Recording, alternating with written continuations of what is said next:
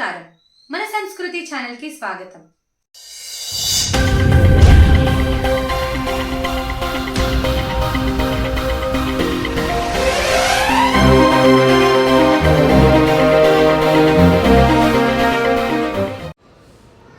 అంగన్వాడీ ఉద్యోగుల సమస్యల పరిష్కారానికి కొన్ని రోజులుగా అంగన్వాడీ ఉద్యోగులు సమ్మె చేస్తున్న విషయం తెలిసిందే।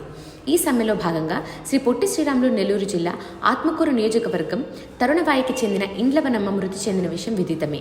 ఈ నేపథ్యంలో dance master Jani, Janasena party నాయకులు గుణుకుల కిషోర్ తదితరులతో కలిసి ఇండ్లవనమ్మ స్వగ్రామం వెళ్లి వారి కుటుంబ సభ్యులను పరామర్శించారు। పార్టీ నాయకులతో కలిసి 70,000 ఆర్థిక సహాయాన్ని ఆ కుటుంబ సభ్యులకు అందజేశారు। ఈ సందర్భంగా ఆయన మాట్లాడుతూ ప్రభుత్వాన్ని నమ్ముకుని చిన్నపాటి కుటుంబాలు బతుకుతున్నాయన్నారు।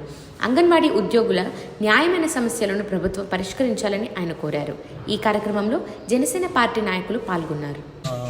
ఈ టైంలో ఇలా వచ్చి ఇవ్వటం కొంచెం బాధాకరంగా ఉంది। ఆయ అంటే చెప్పాను కదా, తల్లి అంటే తల్లితో సమానం। సో అలా అంత కష్టపడి వాళ్ళు అంత చేస్తూ అంటే తను ఎంత బాధపడి ఉంటే అమ్మ ఎంత బాధపడి ఉంటే తను దానికి గురి అవుతుంది కానీ। సో నేను మళ్ళీ గొంతెత్తుతున్నాను అంగన్వాడీ వాళ్ళ గురించి। వాళ్ళు ఏదైతే అంగన్వాడీ న్యాయబద్ధ ఏదైతే డిమాండ్స్ ఉన్నాయో, కోరికలు ఉన్నాయో, ఏదైతే ఇస్తా అన్నారో ఖచ్చితంగా ఇవ్వాలని నేను జగన్ గారిని కోరుకుంటున్నాను। ఎక్కువ కాదు, వాళ్ళు అడిగే డిమాండ్స్ సింపుల్ ఏమీ లేదు। పక్క రాష్ట్రాల్లో ఎంత ఉందో దానికంటే ఒక 1000 ఎక్కువ వేసి ఇస్తా అన్నారు। సో అక్కడ 13,000 ఎంత ఉంది కదా, మన హైదరాబాద్లో 13,500 ఉంది। సో ఇక్కడ ఒక 1000 ఎక్కువ ఇచ్చి ఇస్తా అన్నారు। అదే డిమాండ్స్ అడుగుతున్నారు, ఎక్కువ లేదు। అలాగే ఒక రిటైర్మెంట్ అయినా ఒక మనిషి చనిపోయిన 50,000 లక్ష రూపాయలు అనేది చాలా తక్కువ।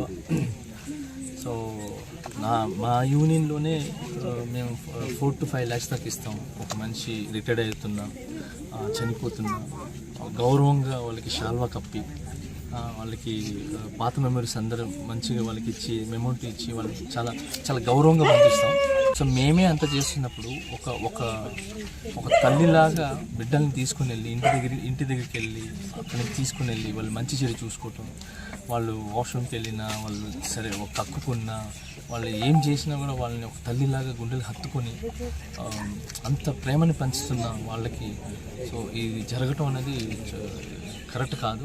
సో దయచేసి ప్రభుత్వం ఏదైతే హామీలు ఇచ్చారో, ఏదైతే చెప్పారో మేము వచ్చిన తర్వాత చేస్తామని చెప్పి ఆ 1000 రూపాయలు పెంచి వాళ్ళ ఉద్యోగాలు ఏదైతే వాళ్ళకి రావాల్సిన ఏదైతే ఉందో అది ఇవ్వాలని కోరుకుంటున్నాను। సో